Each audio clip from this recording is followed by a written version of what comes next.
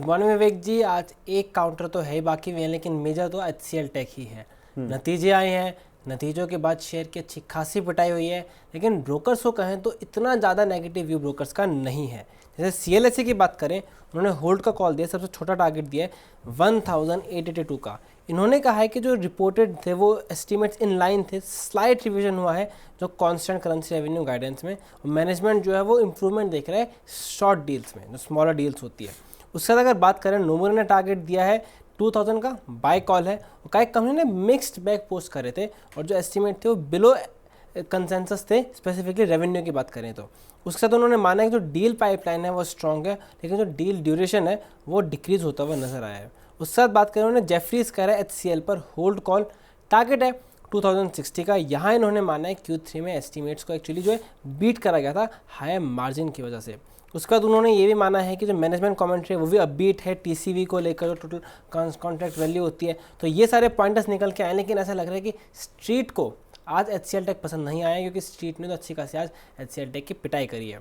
उसके बाद बात करते हैं यूनाइटेड स्पिरिट्स के ऊपर, जहाँ मैक्वायरी ने कॉल दिया, अंडर परफॉर्म की कॉल है, टारगेट है 1175 का। इसका जो मेजर रीज़न है वो है इनका जो मैनेजमेंट में चेंज हुआ है। हिनन नागराजन ने रिज़ाइन करा है और प्रवीण सोमेश्वर जो वह नए CEO बने हैं, जिन्होंने पहले HT मीडिया में भी काम किया था। तो ये उस बाद पेप्सिको में भी इनका करियर रहा था।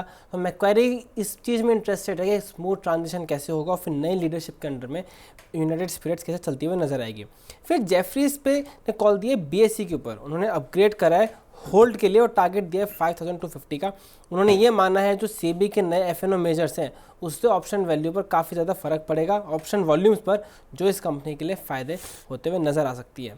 साथ ही साथ जो MGL पर राय दिया मॉर्गन स्टैनले ने, इनिशिएट कर रहा है ओवरवेट की कॉल के साथ, टारगेट है 1606 का। उन्होंने माना है कि जो मुंबई है वो एक्सपेंडिंग सिटी है, जिसमें राइजिंग ट्रैवल है, एनर्जी नीड्स है, जिस वजह से MGL को सीधे सीधे फ़ायदा होता हुआ नजर आएगा। तो देख सकते हैं कि सही है, आज एक तरह से कहें तो MGL पर एक पॉजिटिव राय निकल के आ रही है, उसके और BSE बाकी देखें तो इतना पॉजिटिव रिस्पांस नहीं देखने को मिल रहा है ब्रोकर्स द्वारा भी आज।